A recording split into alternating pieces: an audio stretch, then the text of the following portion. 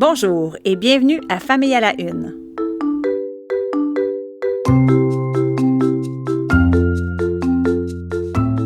Mon nom est Maude Goyer et je vais vous présenter dans les prochaines minutes des sujets qui ont retenu mon attention ces derniers jours. Ce sont des sujets qui sont liés à la famille, à la parentalité et aux enfants.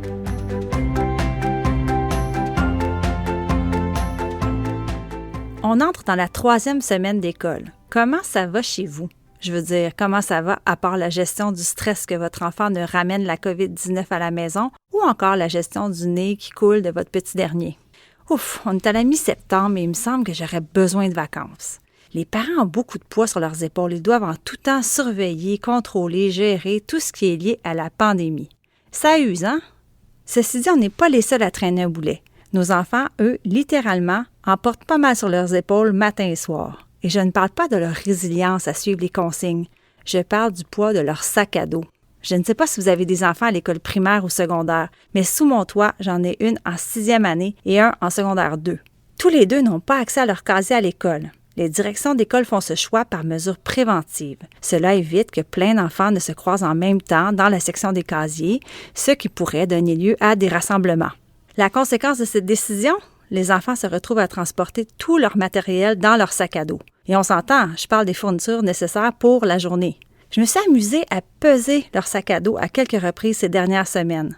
Cela variait entre 12 et 21 livres. J'ai sondé d'autres parents autour de moi et les chiffres que j'ai entendus sont hallucinants. Un garçon de 13 ans avec un sac de 23 livres, une fillette de 10 ans avec un sac de 25 livres.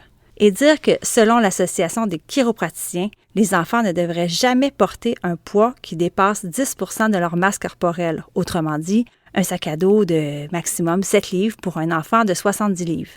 Une maman m'a parlé des difficultés d'apprentissage de son enfant. Il doit transporter donc son ordinateur en plus de ses cartables, sa boîte à lunch et son sac de sport.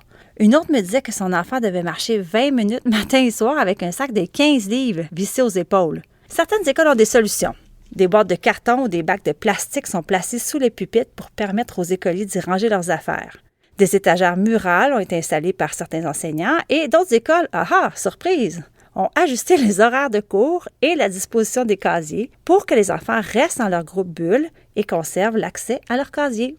Parfois, ce sont les parents qui trouvent des solutions créatives. Je pense à cette maman qui a acheté un sac à roulettes, comme pour aller faire son marché, à son ado, et une autre qui est allée chercher un sac de plein air, comme pour partir en expédition. Bon, j'avoue que l'idée est pas bête, ça ressemble pas mal à une épopée. J'ai jasé longuement au téléphone avec une femme extraordinaire cette semaine. Elle s'appelle Gina Smith et elle dirige un organisme communautaire qui s'appelle Innovation Jeune. C'est un organisme qui existe depuis près de 15 ans dans la partie ouest du centre-ville de Montréal. Gina m'a raconté qu'en pleine pandémie, à la fin du mois de mars, son équipe et elle ont été alertés par les travailleurs sociaux et les infirmières du coin parce que les gens du quartier avaient faim.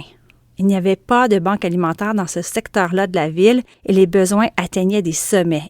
Imaginez, des familles qui n'avaient pas accès à des fruits et légumes frais depuis 3 semaines et des personnes âgées qui n'avaient pas mangé depuis 2 jours. Oui, je parle bien d'une situation qui est survenue ici, au Québec, en 2020.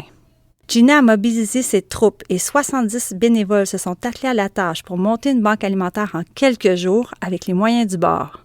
Eh bien, ils ont desservi jusqu'à 800 ménages au plus fort de la crise et aujourd'hui encore, Innovation Jeune répond aux besoins alimentaires de 300 familles. Je tenais à saluer Gina pour son dévouement. Ça m'impressionne, surtout quand on sait que l'insécurité alimentaire existe chez nous.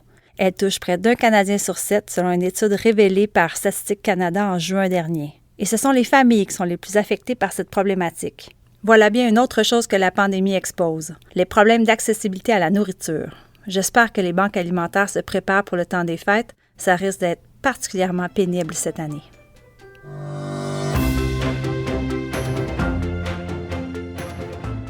Avez-vous de la difficulté à mettre vos enfants au lit le soir? Ou encore, avez-vous des enfants qui ont de la misère à s'endormir? Si oui, je vous refile un bon tuyau. Aujourd'hui, l'application de balado de Radio-Canada Audio lance Beau Dodo, une série de courtes histoires pour aider les jeunes enfants à s'endormir paisiblement. 3 histoires sont diffusées aujourd'hui et 2 nouvelles dans une semaine. Beau Dodo vise surtout les 3 à 6 ans, mais je vous dirais qu'on pourrait déborder de ces âges-là. J'ai eu accès à la première histoire qui met en vedette Clémentine, une tortue magique, et qui se conclut, comme tous les épisodes, par une pièce musicale calme et douce. Le but est d'apaiser les enfants et bien sûr de les inviter dans les bras de Morphée. C'est charmant et en plus c'est gratuit. Bon, ça doit faire plus longtemps que 5 minutes que je vous parle, je suis sûre de ça, faut vraiment que j'y aille. Merci d'avoir été là et à bientôt.